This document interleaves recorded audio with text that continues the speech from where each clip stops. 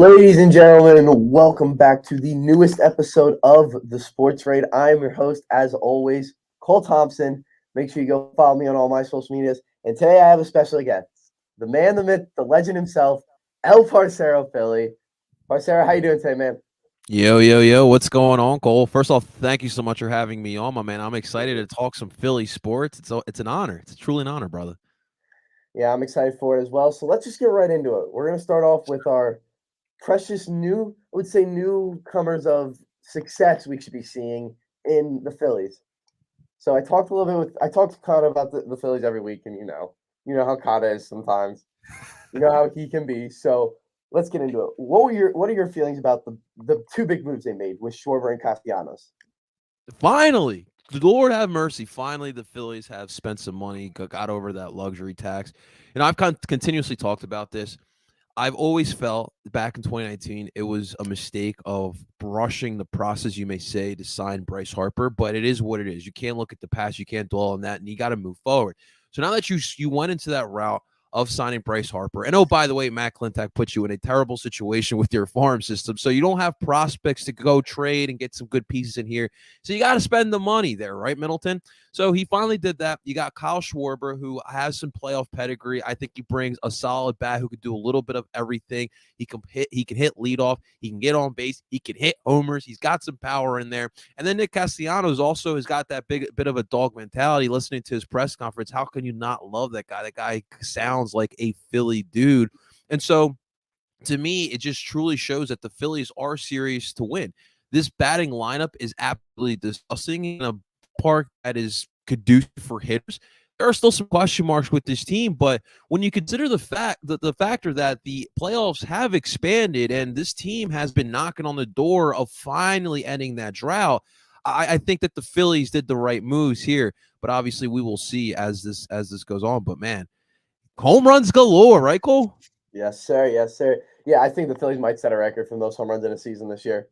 They have the bats to do it. But I think something that I look at is, especially with the expanded playoffs, it's just about you have to get to the playoffs, and then anything can happen. Especially in baseball, we saw it. The Braves had gaping holes in their team last year, and they went on a run. You know, the younger Astros had the same thing, gaping holes, went on a run. Same with the Red Sox last year. So teams go on runs even though they have gaping holes because they compensate for where it lacks. I Yeah, think that's yeah. something the Phillies definitely are trying to do with their hitting. My biggest fear though is, your defense isn't good. Your pitching isn't solid. Like, who the hell is going Amen. to play third base? Probably going to be Bowman to start the season, but should he be playing third is the question. That's a really good question there. No, and like to your point as well. I mean, the Atlanta Braves, I think they kind of showed like you can't play scared. I think that is the mantra. The way they handled the trade deadline last year, adding pieces. Obviously, losing Ronald Acuna was big for them, and then they added pieces to trade deadline, which really was the factor. And I think that adding Schwarber, adding Castellanos, yeah, for the season is gonna be great, but I think it's gonna be more important towards the back end of the year. The Phillies' main issues has been is they fall flat in the final months of the season. And when you get a Schwarber who has got the playoff pedigree and Castellanos who's an absolute dog, you add some swagger to this lineup as well. And yeah, I agree with you. Like the main concerns for the Phillies is not going to be so much hitting, but let's just say there are times. Remember last year after that Mets series where we swept them since Bank Park and everyone's excited. It's like, here we go, playoffs, World Series. Those bats kind of fell flat. And we had the Reese Hoskins injury. You lose series to the Diamondbacks, to the Pirates, to the Rockies. Like, what are we doing here? And so this year, the main concern for me is what happens if those bats do, in fact, go cold? Do you have the pitching that is going to win you a game? Do you have a defense that's going to hold up as well and help those pitchers? I mean, Kyle Gibson, to me, is the second biggest question mark in the starting rotation. We saw how his ERA was like around 2 coming in from Texas, and we saw it skyrocket. I think he finished with 6 as an ERA. I had to double check there, but Mhm. he would benefited from a really good infield in Texas, and he didn't have that per se here in Philadelphia. So the defense is definitely a question mark, especially the left side of the defense, where you have Didi Gregorius is coming off of one of his worst seasons of his pro career, and you just mentioned Alec Bohm. where's his head at right now? He hasn't looked so good so far in spring training, especially on the field, and that's really where a question mark is at. I've been hearing rumors that Johan Camargo is pushing for that third base slot there. Now, if his bat can catch up, I believe he's like around like a 220 hitter. He's not a really good hitter, so if his bat can hold up, then Alec Boehm definitely needs to stay aware. But the real question marks are the pitching and are the defense, and that's kind of big phases of this game that we're talking about. Yeah, absolutely. I think the one thing difference than last year is, especially if you bring Bryson Stott into the lineup, you know are adding somebody. You know have so many bats that I don't know if it's possible for all them to go cold at the same time. Like for Schwarber, Castellanos, Harper, Segura, Hoskins, Stott, and Raul Muto to all go cold at the same time. I mean, it's obviously possible. I'm not gonna sit here and say it's impossible, but it's very unlikely. You have so many offensive weapons now that if one guy's lacking, somebody else is there to pick up the slack. If two guys are lacking, there's two guys there to pick up the slack. I think that's something that they realize that they can either go and try to build this complete team, which is going to take a couple more years to build a complete team, or what they can do is go out, perfect basically one aspect of the game. There's not many teams that are going to have a better lineup than the Phillies. I can't really think of many off the top of my head that are just going to straight up better lineup than the Phillies. Perfect one aspect of the game and work on making the other aspects okay, just like the Braves did, just like the Red Sox have done, just like the Astros have done. They're taking the blueprint, and even the Dodgers did it for a while. They're taking the blueprint of past successful teams and kind of making it their own. Now, what those teams had was a lot of damn money. The hope is at some point they can use the expiring contracts in the next few years to try to make those other aspects of the game solid. If the Phillies go out and sign another big bat that can't play defense and is not a pitcher next year, I might be a little upset. I'm not gonna lie. I might be. Unless it's like, I don't know, Shohei Ohtani. Well, Shohei Ohtani can pitch. Like Mike Trout, something like one of the top players in the league. But I think they definitely are in a good spot to make the playoffs this year and take a step forward. We don't have to win the World Series this year. I know everyone thinks World Series. We got to be patient. It's a process. Patient sports fans, man. That's Yep, all. exactly. You got to take a step forward this year. So I definitely do see him making that step forward, though. Absolutely. And while this team is competing right now, and I think that's why smart that Milton went over the luxury tax and bringing in these two big pieces. Dombrowski behind the scenes is working to fix this farm system. Part of the reason why we weren't active in the trade deadline last year is because our farm system is so thin, and you don't want to get rid of prospects, especially like someone like Bryson Stott, who's probably going to help us this season. You don't want to get rid of that. So while we are winning right now, while we have a fun team right now in Philadelphia, behind the scenes, we are fixing this farm system, and let's hope that some of these prospects can flourish, because it's been an issue with the Phillies over the last decade. When the Phillies were good in the golden eras, 2007 through 2011, that farm system was pretty spectacular, and the core of that team was built from within. So that's got something that has to get fixed. But for right now, we'll enjoy these free agency pieces that we've been adding on. Absolutely. So there's another Philly team that's been in free agency, and I know that me and you tend to agree with. A lot of times, me and you are two of the people that are on the unpopular side of the Eagles when it comes to Eagles free agency moves. We're on the unpopular side. We like the patience. We like the, why are we going to go give up 3 first-round picks for Deshaun Watson? We need a million other things. What would you grade the Eagles free agency this season? Ooh, that's a good question. Free agency this year, I would have to go with I'll go with the C. I still think they passed simply because of the moves that they didn't make. I think that was smart.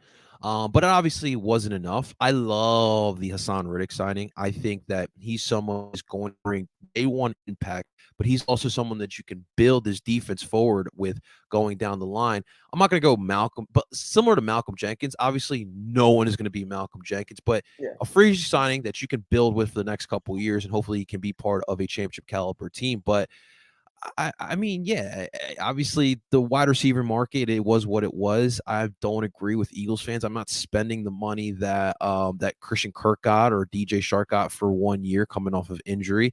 And then guys like Allen Robinson, Julio Jones, and Jarvis Landry, Juju Smith-Schuster want to go to more winning situations. it's not on the Eagles. I think that a lot of times because of I think that the previous era, I'm talking about the Doug Peterson era, that kind of went a little quickly. Remember 2016, Doug comes in, we were 7-9, and then next year we win the Super Bowl. So everyone's expecting that to happen again. That year, 2017, I tell you, that is one of the most ironic seasons in NFL history for them to have that turnaround. You lose your MVP quarterback in the middle of the season and you still win the Super Bowl. Guys, that doesn't happen every single season. That is literally a miracle that happened. So it's going to take some time. I want this team to continue building through the cornerstone. This defense still has a lot of holes. You still got to fill out the rest of this wide receiving core. There's still a question mark at quarterback. I'm rolling with Jalen for 2022, but it doesn't mean I feel as if he's my quarterback going past that. So I do put a C grade on this free agency period. Bringing back Derek Barnett is one I definitely have to question as well. I have to look at the money, but I mean, I would much, in my opinion, you got BG, you got Hassan Reddick, you got Joshua, you have Taron Jack. To me, it tells me that they don't believe so much in Taron Jackson, their 5th round draft pick from last year, which I guess that's safe to say. You don't always trust 5th rounders, but I would have loved to go into the draft drafting a defensive end that you could put behind Hassan and then roll like that. But Derek Barnett is definitely the one I really question the most. But you know how he saved some money? He cut Fletcher, signed the back. Fletcher does deserve the money for what he's done for this franchise in his career. You save $4 million. You convert partial of Darius Slay's salary into a signing bonus. You save some money there. So he's saving some money. He's taking care of his guys. And a lot of people don't understand that because we are just football fans. But as a business owner, I was never a business owner, but I manage businesses. You have to take care of your people. That's an important part of owning a business. You got to scratch the back of people who've been scratching your back. And Howie does a really good job of doing that. He's been doing it over the past couple of years. So, yes, Cole, patience is important, but we're still building this. And if you want to be the Rams or the Bucks, do the whole super team thing, you got to build the core. And we still got to build that up, man. I think what people don't realize is the quicker you rise, just as fast as you'll fall. That 2017 team rose super quick. But at the same time, you know, there were a bunch of it was a lot of it was older guys or, guys that were sort of starting to They were in win now. They were in win now mode. So they went up, but you're in win now mode. Just like that. Just like you'll see the Rams. It's probably not this year. They'll probably be right back there where they were in that last year. But at some point in the near future, you're going to see the Rams up here just fall. Same with the Patriots. That was because they lost Brady, and they're still haven't really fallen. That's not a good example. Well, the Bucks, man. The Bucks. I mean, they're gonna be up here again with Brady. But after Brady retires, they're gonna fall right off. So the quicker you rise, the quicker is just as quick as you'll fall. And that's the thing is the Eagles right now are trying to take a slow approach. Signing Zach Pascal to a 1-year deal is not a bad thing.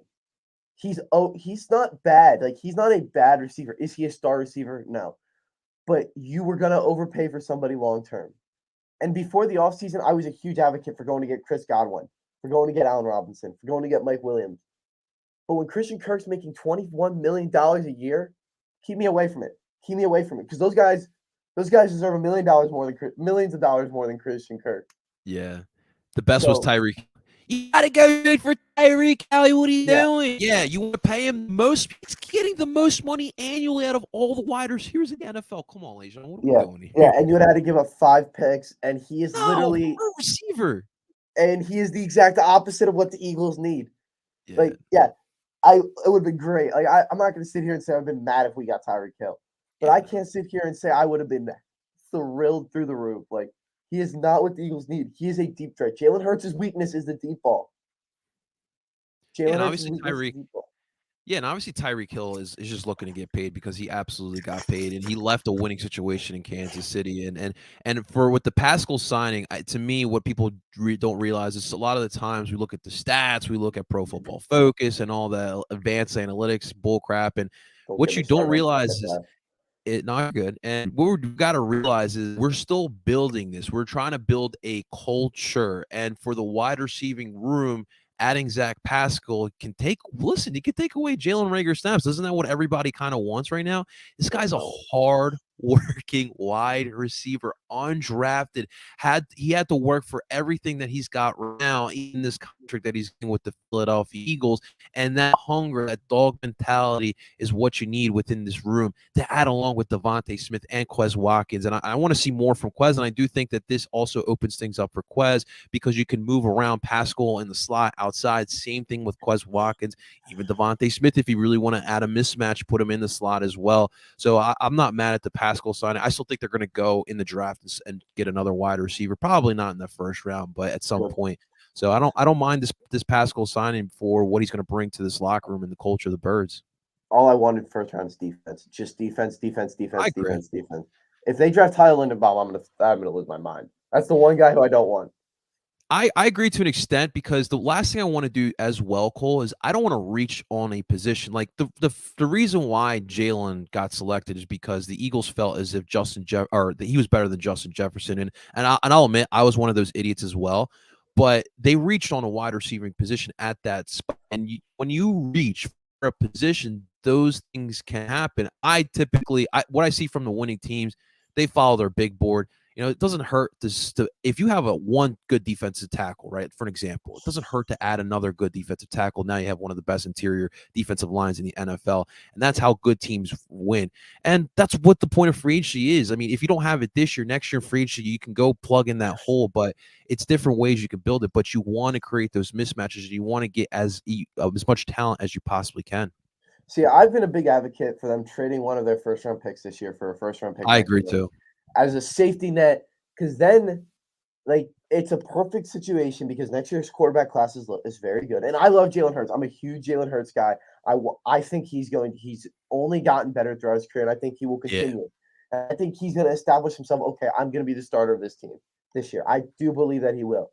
So but I don't see it as an issue if trading the pick because if Jalen Hurts does struggle, okay, you get to draft a quarterback and then you get something else. Yeah. And if Jalen Hurts plays well, then you're in a position where it's like, okay, well, we can draft two positions we need, or if we really want to, we can trade the pick for a first round pick next year. Yeah. So you can use that as leverage for a backup plan for Jalen Hurts without torching his confidence like they did with Carson Wentz when they drafted Jalen Hurts. It's all about saving your butt at the end of the day. That's kind of how I look at it. I agree with you. I said that as well. If you have the opportunity to trade away one of those first round picks, get some later picks, and get yourself a first rounder for the future, that'd be great because as much as I'm in on Jalen Hurts in 2022, I do realize he has some limitations. And who knows? I mean, honestly, I did not think that Russell Wilson or Baker Mayfield would be put up in the trade block this year. You never know what could happen in these next couple of years. Heck, Pat Mahomes in 2-3 years could be wanting out of Kansas City. You just do not know. So keep yourself available. Keep your options open and save your butt by adding some extra picks. But I'm sure Howie's got that in mind as well. Yeah. So, I mean, Eagles definitely have a shot to make the playoffs again. But we have one team that's already in the playoffs. And that is the Philadelphia 76ers. Sheesh. Yep. So it's been up and down since the James Harden trade. We had the honeymoon stage when we were on the all-time high. Oh, nobody can stop this duo. We're winning the championship. Broad Street's going to be on fire again. And then we had are we going to even win a playoff game after the Nets and Celtics game, or the Celtics, I guess, were before, but after the Nets and Magic game, and the Nuggets, it's like, all right, can we even win a playoff game? Can we even beat the Raptors in the playoffs? But now I feel like we're kind of leveling out to where it realistically is. This team can win the championship, but this team can also lose in the first, second round. Especially in this Eastern Conference where there's 5-6 teams that can win the title. So what is your feelings heading into the postseason? I still need to see more from this team going forward. And I've heard the talks about, do we bench Joel and James? I honestly don't think so. For me, I haven't seen James play to what I thought he would be. I haven't seen that aggression. Now, I do wonder, how much is the hamstring a concern for James Harden? Because the first 4 games that he played with the Sixers, I saw some explosion. I saw him driving to the basket with conviction. I haven't really seen that over the past couple of games, and I'm questioning whether or not he's fully 100% healthy. But I think the chemistry is still lacking there with James in the starting lineup as well. But besides that, I mean, the bench, if you need some sort of a bench in order to compete in the Eastern Conference, I don't think that having what you had over the before the Miami game on Monday, I don't think that's going to be conducive for winning in the playoffs. So we talked about it before. Obviously, Shake Milton and Furkan Korkmaz are what they are. They're super inconsistent, especially Furkan Korkmaz. When you're a shooter, shoot, and sometimes they get cold, sometimes they get hot. And with Shake Milton, though, he's someone that he scores the bucket in different ways. He can drive. He's got a mid-range game. He's got a three-point game. He's not as athletic as, let's say, a Tyrese Maxey. Not many are. But it's interesting. Speaking of Maxey as well, Maxey, I did not expect him to be this clutch in fourth quarters. I mean, you look at the past two games, the buckets that he's been scoring in the fourth quarters, a lot of his points have been coming in that important quarter, has been truly remarkable. I think right now the ceiling for this team is Eastern Conference Finals. When I look at Milwaukee, Miami, and Brooklyn, I know everyone's down on Miami now because of what happened on Wednesday night with that fight on the sideline. But I still think that they have a lot of talent and they have a lot of good leadership there that they can still compete. But anything, you got to get hot at the right time. We have about 11 games left of the regular season. Let's figure this out, Doc. Let's get these guys going. Can we see some more pick and roll? Like, why have I not seen enough pick and roll of James Harden, Joel Embiid? That is what I was promised. This dangerous pick and roll game. I haven't seen a lot of it. And I feel like that's something. Like, how do you stop that? Like, think about it. How do you stop a pick and roll game with James Harden, Joel Embiid, and yet they haven't been running that at a higher clip? And we just need our bench to give us something. And I'm talking about Georges. I'm talking about Furky and Shake. And I don't know what to expect from Danny Green at this point, but we need to get something from this bench. Yeah, I'm in a similar spot with you. I think that there's a lot of potential with this team to make some noise, but I think that they got some things they got to figure out. That bench is an issue. I mean, George Niang is probably your best player off the bench, and he's constantly the plus minus of like -11. It's Dude, ridiculous. he was like a ninth man with Utah, which is wild to think as well, to becoming a sixth man here in Philly. Yeah, he barely got minutes, and now Yeah. he's the guy off the bench. So, I mean, I do like what we saw this week. We saw a lot of positive this week so far from our And bench. yeah, and I hate to do this to Tobias. I'm so I don't kill Tobias every night like some Sixers fans do, but there is a lot riding on him in these playoffs. If he does not deliver as a 3B or fourth option, whatever you want to call it, he's gonna get dealt because we cannot continue to find the $100 million price tag on him with the production he is getting. And I hate bringing that up because what do we care about money? We're not paying him. It's the Sixers who are paying him. But no, with this team right now is lacking depth. And if you want to get depth, you need some money. And we all know that a lot of our money's tied up on that one player. So it's do or die time for Tobias Harris, the way I look at it. Well, the thing is also with them is if you trade Tobias Harris, you can get a solid bench piece for him, and then you can go out and sign another 2 or 3 solid bench pieces. Yeah. But I don't know. This team it does have me feeling scared, but I'm not at the point where I'm like, I think it's over yet. No, I not think at this all. team definitely can make some noise and be a playoff and make a nice run in the playoffs and potentially win a title. These two seasons, last year and this year, the playoffs, the field is wide open, man. It's yours for the taking. Yeah, I mean that Sixers team. I mean, if a few things go, if Ben Simmons doesn't pass up the damn shot, we might be talking about the Sixers being NBA champions, and Ben Simmons might have a statue. But instead, he passed it up, and now we're here. Good job, Ben. Enjoy Brooklyn. Yeah, but yeah. So, I mean, anything's possible when you have the league MVP on your team. Now, speaking of league Yes. MVPs, I've done this with Dylan. I've done this with Git, all guests, myself during football season. My favorite segment, and it's the MVP candidates. So right now, who is your number 5? If you're a voter, who are you ranking number 5 when it comes to MVP? Okay. So I'm trying to think. I have my top 3.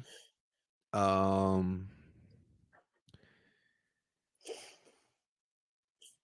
am I blanking on the other 2 here that I have? So let me go. So obviously I have JoJo at 1, right? At number 2, I do have Ja Morant. I think the way he has been playing has been truly remarkable. Listen, if you watch that Memphis Grizzlies team, you can clearly tell like the imprint that he has on that team. every single year, the literally every single game they play with the chip on their shoulder, kind of the way the kind of way that he kind of plays. I'll go with Nikola Jokic at 3. I'll go. You know what? Believe it or not, Jason Tatum. If you watch how the Boston Celtics have been playing, Jason Tatum has truly stepped the f up, and he's been playing like an MVP candidate. So I definitely would have to go with him at 4, and then at 5. Ooh, that's a tough one for me. I'll go with See, the thing is I want to say some players, but obviously injuries have been an issue. I'll go with Luka Doncic, the way he has been playing as No well. Giannis? No Giannis? Yeah, the Bucks have Ooh. been struggling, no? Yeah, but I mean, Giannis has played at just at an MVP level this year. He's No, played some good. absolutely. Absolutely. I would go Giannis at 6. I would go Luka or Giannis, either 5A or 5B. But for me, this MVP race, you've had some really good players, but I just look at it as Joel has really kind of ran away with it. The way he has been scoring, the things that he does as a center and averaging about 30 points a game every single night, he's just ran away with this competition. So it's Joel's for the taking here, and it tells you, man, this league, that the top talent is really closer than from years past, man. And it's a lot of fun, and I think that's why the field is so open, because of just the talent that we have in this league. All right, no, all right, I'll go now. I got number 5. This shout out Scotty and kind of hot for this one. I'm going LeBron. I think what LeBron has done for the Lakers. There's been multiple games this year where he's had to drop 40 plus points just for them to have a shot. He has Yeah. no help. He has Russell Westbrook, who has built a mansion out of his shots. He has Anthony Davis, who cracks like a granola bar, and so he has literally his second best player has been Malik Monk. He has almost no help, and he has literally driven this team. He is playing like not at the level. I don't think he'll ever be able to play at that level again. I think he's too old at this point. At the level we saw with his second stint with the Cavs, when everyone would get hurt and he'd be sitting there pulling the village to safety and limping them into the finals, and then one time limped them to a title. So LeBron is number 5. My number 4 is Giannis. He struggled, so I've knocked him down a notch. But the way Giannis has been a top 3 scorer, him, LeBron, and Embiid in the league this year. He is going to end up being Defensive Player of the Year. He's had a phenomenal season. The Bucks are once again going to be in a position to win a title. The only thing is, number 3 has been on fire. Now he's hurt right now, so it might be a little switch there. But I'm going Ja Morant. A lot of people that I've talked to haven't showed love to Ja Morant as an MVP candidate. You were the first person that showed the amount of love I do. Ja Morant is something special. Memphis just in general just gets slept on.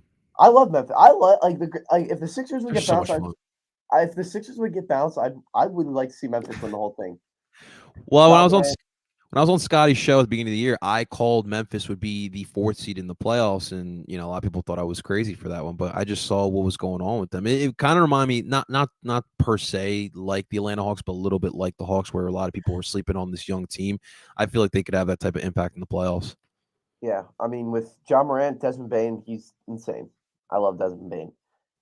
But number 2, I have Nikola Jokic. I think it's been a 2-horse race this whole season. That's simple as that. I've talked enough about Jokic in number 1. Shocker of them all, Joel, the process, Embiid. Yes, It's a shocker to everybody that I have Embiid 1. I know. But he's the MVP, man. he is the MVP. There's been what he's done for this team, especially what he dealt with early in the year. He's the MVP. So here's something new we're going to talk about. I've not talked about this yet because I don't know enough about it, but you do. You are the expert. I want to hear a little bit about your thoughts on the Union and the World Cup ahead. Yeah, dude, awesome stuff, man. Yeah, we'll start off with the Union. It's funny because everyone's excited about the Phillies with this lineup. Everyone's excited about the Sixers heading into the playoffs, but we have an elite an elite team in Philadelphia, and it is the Philadelphia Union. They are currently right now in first place. That Columbus is giving us fits. Columbus is right with us at the top of the standings in the Eastern Conference. But no, this team got gypped last year. Obviously, COVID really messed us up in that Eastern Conference Finals. But they really kind of just retooled from that last year's team, and really what it was they realized that, okay, in the playoffs we scored 2 goals total. I'm sorry, 3 goals total in the playoffs, and one of those goals was scored by a forward. That's just not good enough. Okay, you need guys to score, especially in this league. We continuously see forwards and midfielders taking over games and scoring goals when those teams need it. So we needed to improve that piece. We added Julian Carranza from Miami. It was a really good trade. And then we also signed Michael Uhre from Denmark. He was someone who pretty much freaking destroyed the Danish Premier League. And so we bring him on here for the most expensive contract, transfer fee, as they say in soccer. In soccer, you have to pay a transfer fee. It's not like free agency. It's a little bit different. You have to pay the club a certain amount for the player, and then you all on top of that have to pay the salary of the player. So it can be pretty expensive, but most expensive transfer fee in Union history. And we have yet to see him fully. We saw him for 30 minutes against Montreal in the second game of the season. We have yet to see him since then. He's been battling a quad injury, but the thought is he comes in, he adds what we need, a dynamic forward who can score from pretty much anywhere in the final third of the field. And Julian Carranza so far has been making great runs. And I think he's someone that could play really well underneath the Michael Uhre. But this team so far, they are in first place, 12 points total. They just got done absolutely dismantling NYCFC, the team that beat us in the Eastern Conference Finals in Yankee Stadium, where we have never won since NYCFC came in the league back in 2015. We've never won in Yankee Stadium. So we finally I watched that game. I did watch that game. fantastic game. And when you watch that game, the Union from the jump really imposed their will. The Union like to play a very physical, defensive oriented type of soccer, which bodes well for the city. That's kind of how we are wired. We love defense, and that's kind of how the Union play. They suffocated the ever living hell out of this NYCFC attack with Maxi Morales and Valentin Castellanos, who I freaking hate Castellanos. But we really suffocated them. We really made life a little bit difficult. Now the thing is, NYCFC are in Champions League. The Union were in that competition last year. It's a very important competition. You're essentially representing for this continent.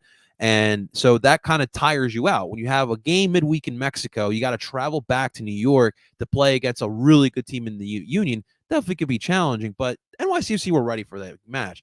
But the Union definitely wanted it more. We were able to steal all 3 points away. And now we're on a little international break.